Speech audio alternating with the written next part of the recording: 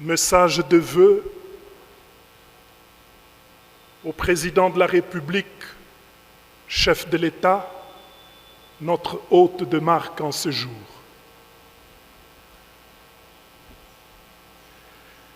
Excellences, Monsieur le Président de la République, avec nos hommages les plus déférents,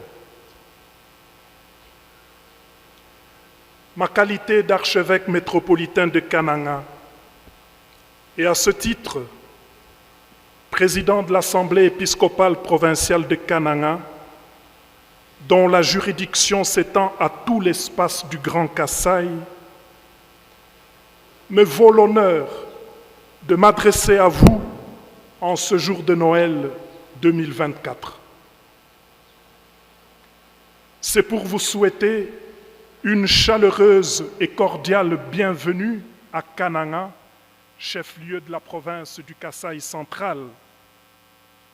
C'est aussi pour vous assurer de nos prières en votre faveur, pour vous remercier et vous présenter certains besoins de cette population.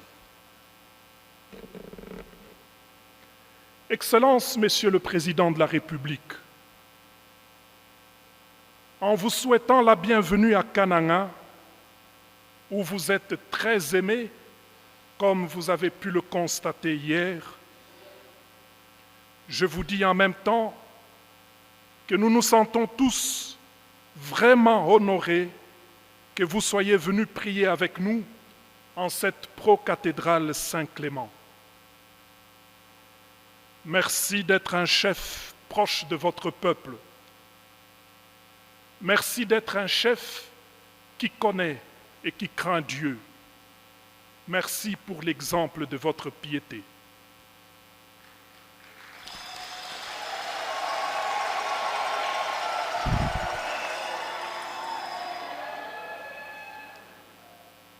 Nous vous assurons sincèrement de nos humbles prières pour que le Seigneur vous donne toujours la santé et la force, qu'il vous donne la sagesse et l'intelligence à la mesure des défis majeurs liés à votre charge de chef de l'État, qu'il vous donne surtout des collaborateurs loyaux, intègres, soucieux du bien commun, fidèles pour exécuter vos ordres et exécuter toutes les politiques publiques.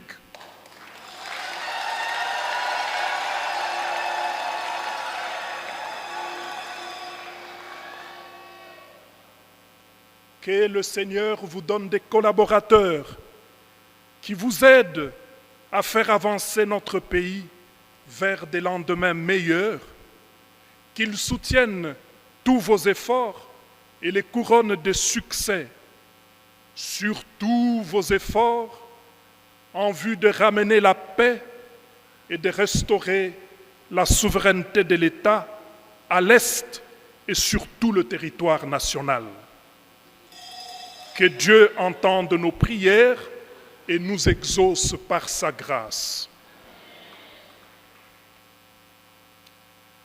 Excellences, Messieurs le Président de la République et chef de l'État,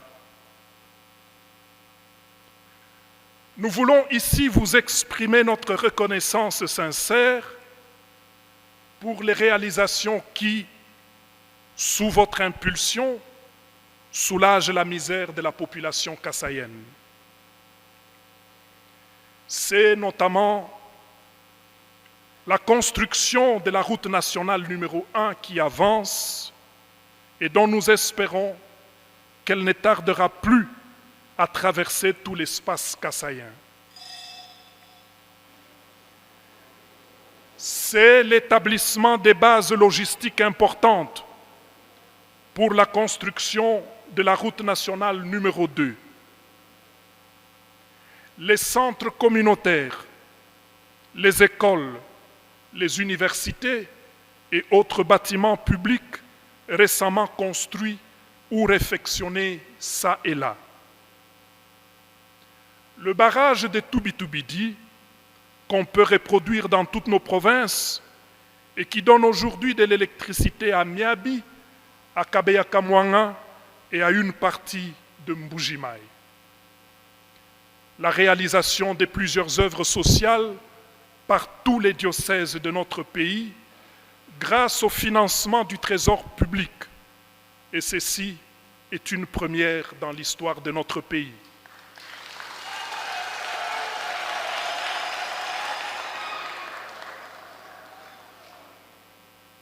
C'est, nous devons le mentionner, la signature des accords spécifiques et de leurs mesures d'application à la suite de l'accord cadre antérieurement signé, et j'en passe.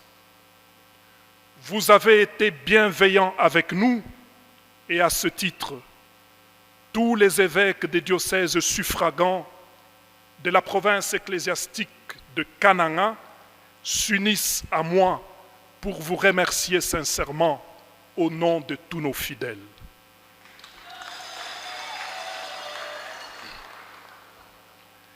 Excellences, Monsieur le Président de la République et chef de l'État, je me serais limité ici, mais alors je faillirais à ma mission et le peuple pourrait m'en vouloir si je ne vous exprime pas ses besoins les plus importants et les plus urgents. Ce peuple espère en effet que je sois son porte-parole auprès de vous, franchement et loin de toute politique, simplement pour son bien, tel qu'il en ressent le besoin. Les besoins de ce peuple sont nombreux, mais il y en a 3 qui nécessitent votre attention particulière pour une intervention urgente. Je cite les routes, l'électricité et les ravins.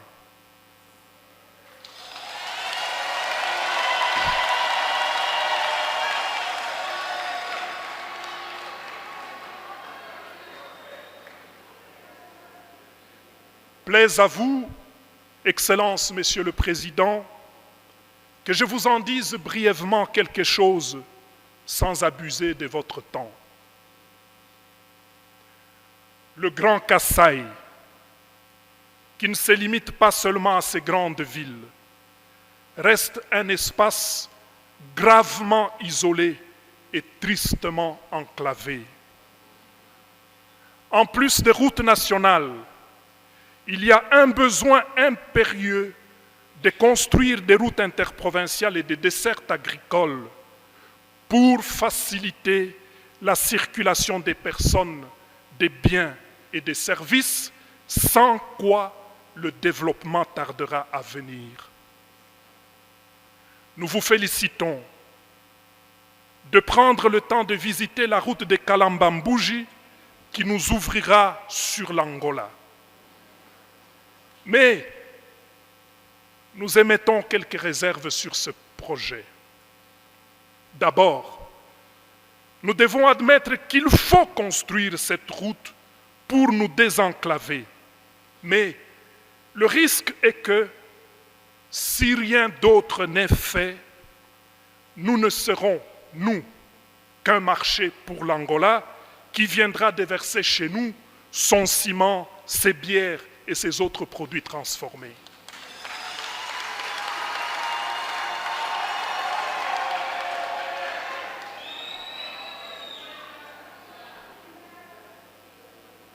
Que pourrons-nous amener en Angola si ici chez nous, nous ne transformons rien, nous ne conservons rien non plus, faute d'énergie électrique?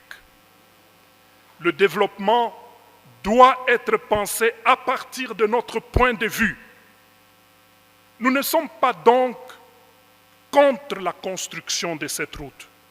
Nous voulons dire qu'en plus des routes, le peuple a énormément besoin d'énergie électrique pour transformer et conserver ce qu'il produit à l'état naturel.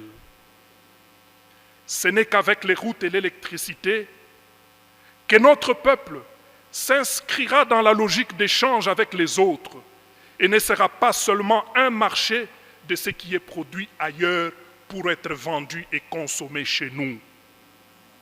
Sans énergie électrique, le Kasaï sera loin de toute industrialisation et ses fils s'en iront ailleurs ou d'ailleurs on ne veut plus d'eux. Ils y sont stigmatisés, maltraités et pourchassés et même tués comme des pestiférés.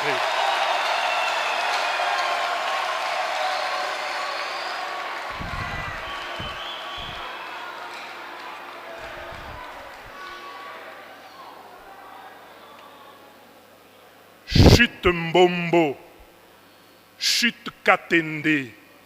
Le peuple veut avoir de l'électricité et n'arrive pas à s'expliquer ce qui se passe.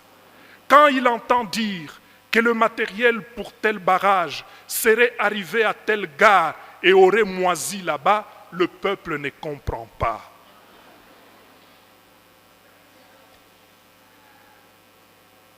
Mukalenga Fachi Wababa.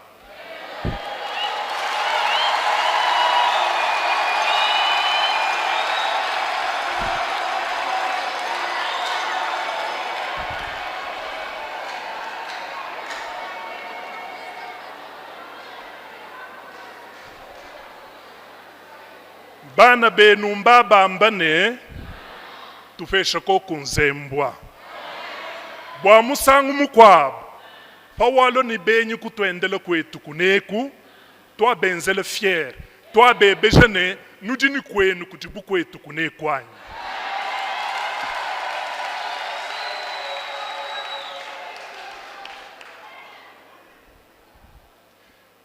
De fait, si aujourd'hui tout l'espace du Grand Kasaï n'a ni cimenterie, alors que d'autres espaces en ont deux.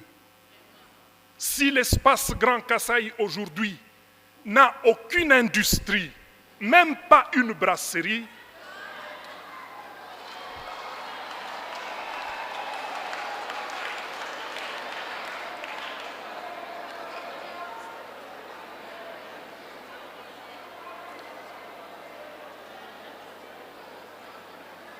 si tel est le cas, voulais-je dire, ce n'est pas parce que les Kasaïens ne sont pas forts, ce n'est pas parce que les Kasaïens ne sont pas intelligents, ce n'est pas non plus parce que la terre du Kasaï n'est pas fertile et n'a pas de richesse, c'est parce que nous manquons l'électricité. Excellences, Monsieur le Président et chef de l'État, la multiplicité et l'ampleur des ravins dans toutes les provinces du Grand Kasaï sont telles que la solution à ce problème dépasse les capacités des habitants et demande une intervention résolue du pouvoir public. C'est la densification croissante de la population et la multiplication des habitations non planifiées et sans drainage des eaux de pluie, ajoutées au lotissement désordonné qui génère ces ravins. Et ceux-ci menacent et engloutissent le peu d'infrastructures que nous avons déjà.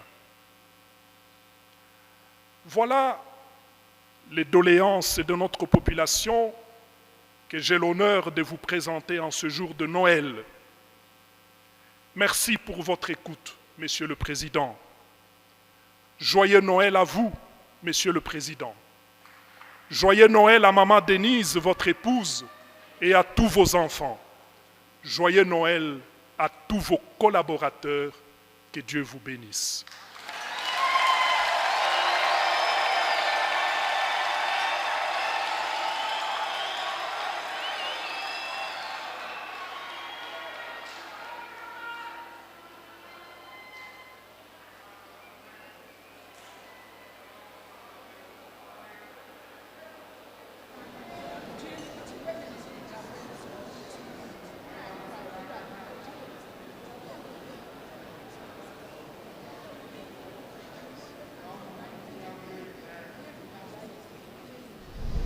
Mesdames et messieurs, La messe est donc en train de se terminer comme vous le constatez. Vous avez suivi l'adresse, le message de l'évêque adressé au président de la République. Un message d'espoir, un message qui sollicite une intervention personnelle du président de la République pour la réponse à toutes ces questions posées au chef de l'État, mais d'ailleurs.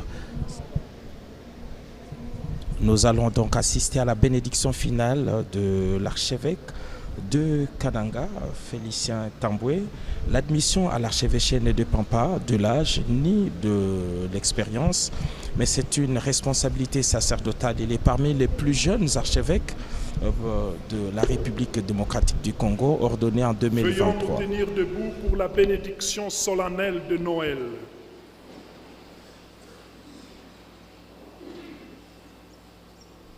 Le Seigneur soit avec vous.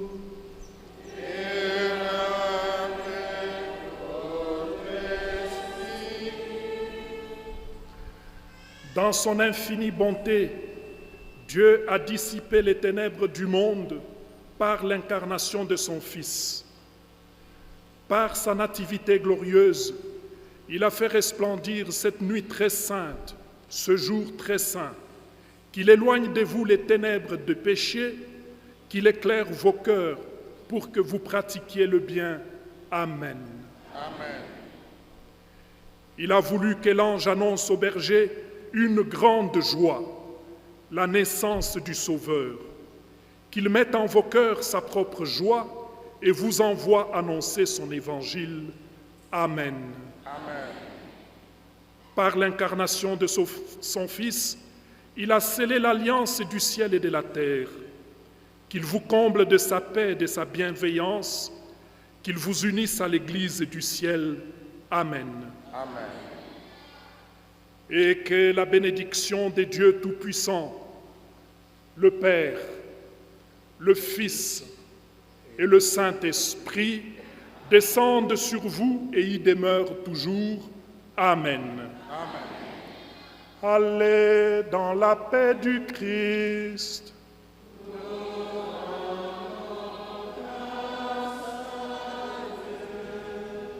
Joyeux Noël.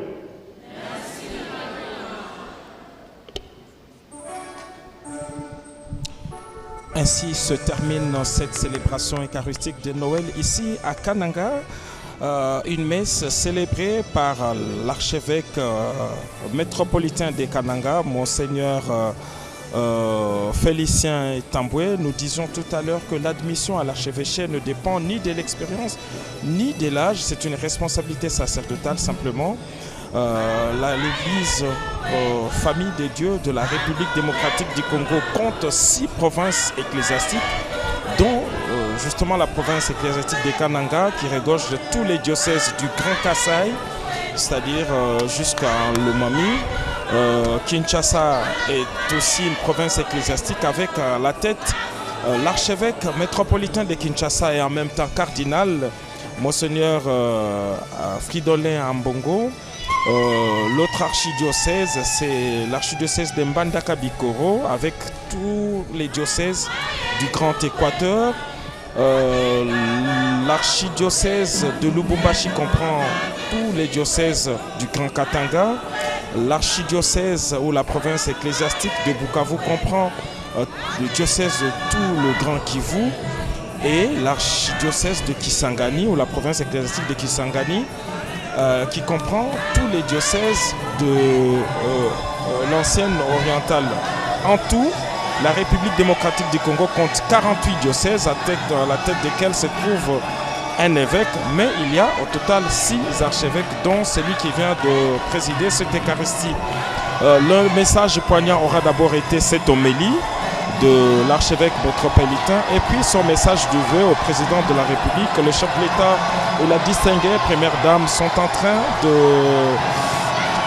quitter cette église cathédrale sous les grandes ovations de cette assistance qui a apprécié la présence de la famille présidentielle ici à l'occasion de cette messe de nativité. Le président de la République, au 2e jour de sa mission d'itinérance, a voulu commencer par rendre grâce à Dieu avec la communauté catholique locale ici dans l'église cathédrale, mais son programme devrait se poursuivre parce qu'il a prévu non seulement de venir prier, mais aussi de poursuivre sa visite de terrain. Il est attendu aujourd'hui sur cette route de Kalambambouji et d'Ichala. On ne peut pas parler de problème du Kananga